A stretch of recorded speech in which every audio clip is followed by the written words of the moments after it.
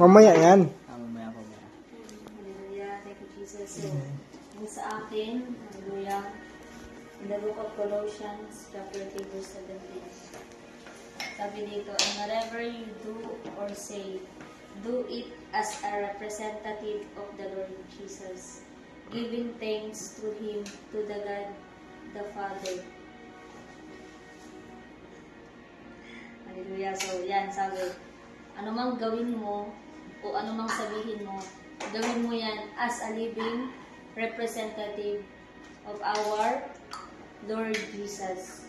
Diba? Ano ba ang, kung ano itong Panginoon, ano ba ang ginagawa ng Panginoon? Grabe yung mga, yung pag-ibig, yung pag-intindi, yung pag-unawa niya sa mga tao, diba? Na sa kabila ng mga panghuhusga sa labas, sa kabila ng pag-persecute sa Kanya, nananatili pa rin yung pag-ibig niya sa kapwa, nananatili pa rin yung pag-ibig niya sa mga tao.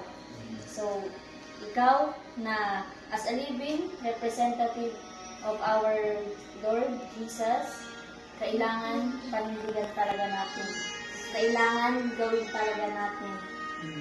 Kailangan, katulad na sinabi ni Pastor, go lang ng go. Kumbaga, step forward lang ng step forward.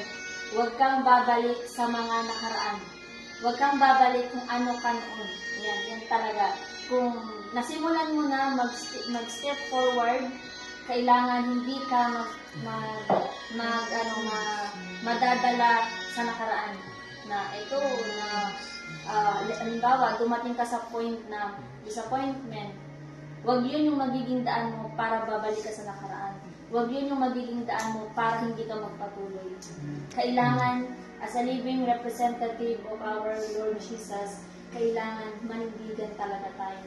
Na ikaw, yan, dapat tatlo kayong youth leaders, but need lang din talaga ng training nila Iro and Rexel, and ikaw talaga yung fully trained talaga dito sa church, and yung mga natutunan talaga natin, yan din yung dapat na ma-share talaga natin sa kanila.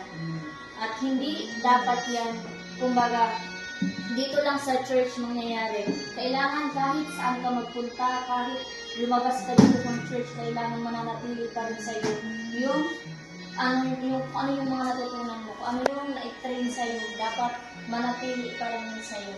Dapat hindi mo talaga yan kakalimutan. Para pagdating mo dun sa ibang lugar, kung ano ka dito, ganun ka rin doon.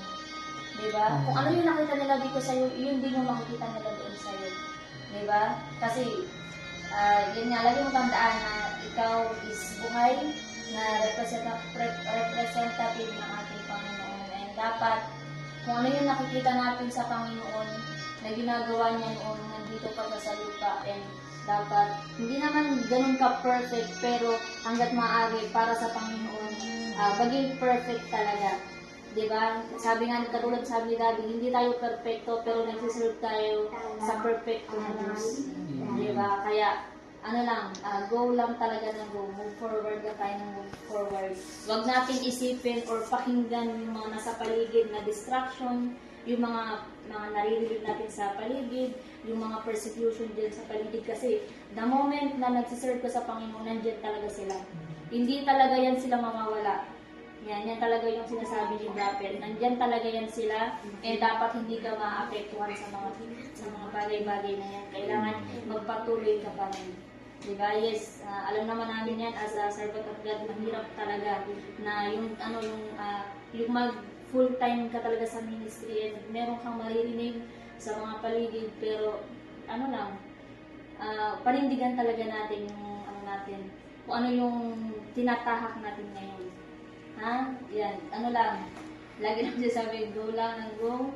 Hallelujah, thank you Jesus. And sobrang magpapasalamat din kami sa buhay mo, na nakasama ka namin dito sa bahay, and na namin, kumbaga, as a pastor is, nakikita namin na merong mga bunga lahat ng pinaghirapan namin.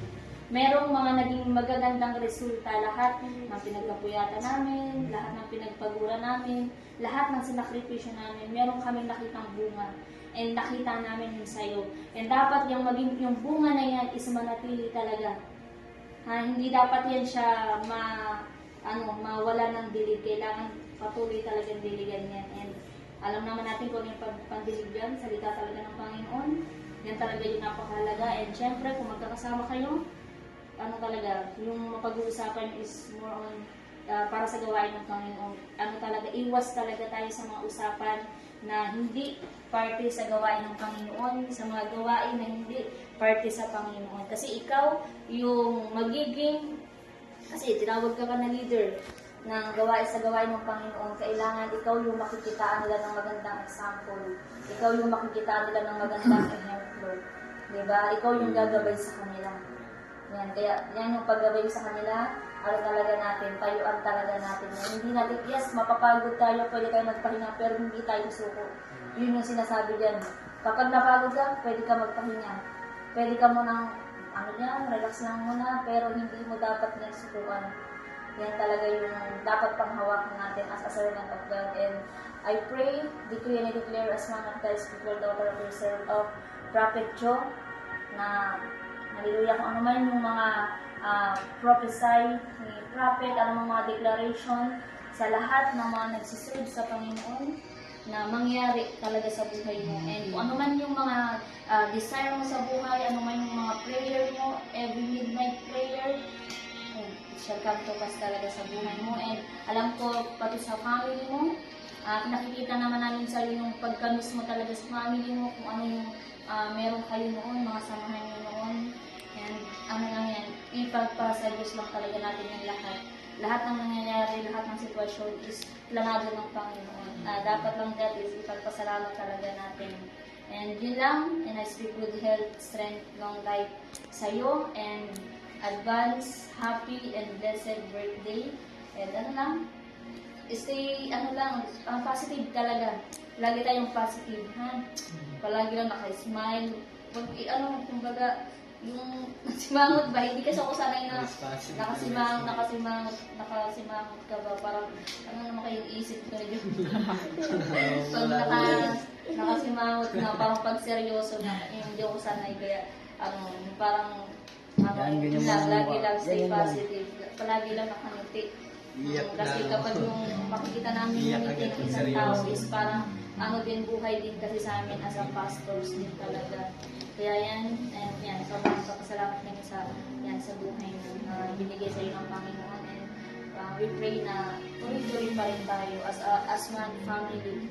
Yan, unity din talaga, yung humility and yung humbleness dito sa gawain ng Panginoon manatili talaga sa bawat isa. So yun lang.